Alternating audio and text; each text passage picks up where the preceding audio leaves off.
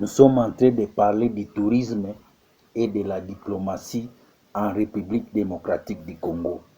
C'est très important que nous puissions expliquer à la jeunesse l'importance de la diplomatie. C'est très difficile qu'un touriste puisse arriver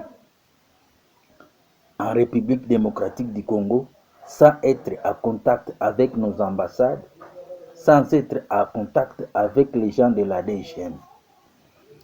Et nous allons éclairer la population locale. Nous sommes en train de vous dire que ça doit commencer à l'école maternelle, primaire et secondaire. C'est là où nous devons enseigner à nos enfants la diplomatie. Parce que ça m'a fait mal lorsqu'on a donné les noms du gouvernement Soumi Noadé, des ministres qui vont aller nous représenter, qui vont être nos diplomates à l'intérieur du pays, même à l'extérieur du pays. Beaucoup de gens étaient en train de critiquer, de savoir est-ce que la ministre étrangère, la vice-ministre, est-ce qu'elle sera capable à faire face au président du Rwanda, Paul Kagame, à Donald Trump et à des grandes organisations comme l'Union européenne et même les pays asiatiques, la Chine et la Russie. Parce que ça m'a fait mal lorsqu'on a dit que est-ce qu'elle peut être capable de discuter tête à tête avec ces gens-là. C'est pour cela que j'ai compris qu'il y a un problème de formation au niveau de la base. Donc nous devons enseigner la diplomatie au niveau des bas âges. Qu'on soit à Ziral, qu'on soit à vis-à-vis, qu'on soit à Bodo, à Ndou, à Bouta, partout en République démocratique du Congo, nous devons enseigner au niveau de la base la diplomatie. Si vous avez vu sur cette vidéo, nous avons placé l'image de Léopold II et de Thomas Kanza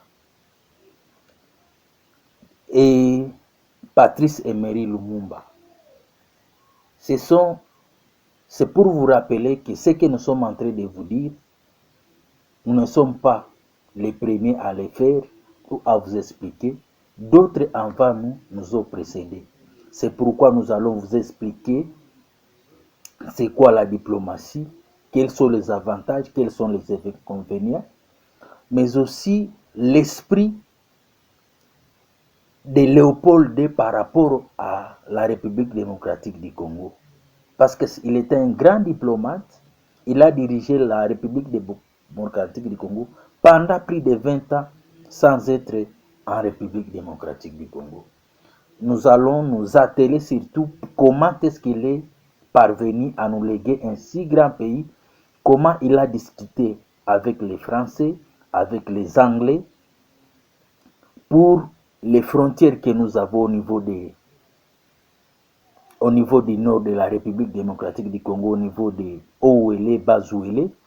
Comment est-ce qu'il est parvenu à parler avec les Allemands au niveau du Tanganyika, mais aussi au niveau des Anglais, au niveau de la Zambie. Comment est-ce qu'il est parvenu à parler avec les Portugais? Donc c'est ce que nous allons vous expliquer davantage pour que vous puissiez comprendre par où est-ce que nous allons aboutir. Alors ce qui me fait mal, c'est que comment est-ce qu'un grand diplomate peut être condamné à la peine de mort, mais aussi avec une dette de 30 milliards de dollars. Vous devez savoir que nous ne sommes pas avec de l'argent. Et lorsque nous allons mourir, nous n'allons pas mourir avec de l'argent. Nous allons laisser tout ici sur terre. Alors pourquoi mourir avec une telle dette de 30 milliards de dollars alors que c'est une invasion humaine que nous devons laisser tôt ou tard? Pourquoi des diplomates congolais peuvent venir prendre les armes contre leur propre pays? Quelqu'un qui a joui, quelqu'un qui a vu les privilèges en République démocratique du Congo, mais il prend les armes pour tuer ses propres concitoyens. Dernière chose, nous allons parler, pourquoi à chaque remaniement du gouvernement actuel, ce sont les ministres du tourisme qu'on enlève souvent, qu'on change. Est-ce que nous avons une politique? Est-ce que nous avons une vision pour que à chaque gouvernement, on puisse changer les ministres? Ou bien ce poste de diplomatie qu'on donne, c'est pour aider les gens à s'enrichir?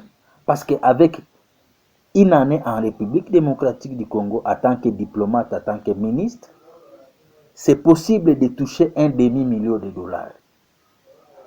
Est-ce qu'on donne les postes pour s'enrichir, pour qu'à chaque remaniement, on donne la balle à d'autres et aussi s'enrichir? Est-ce que nous avons une politique pour que toute la population puisse se retrouver? La première des choses, qu'un diplomate doit chercher le bonheur de ses citoyens. Nous sommes en République démocratique du Congo. La République, c'est une chose publique.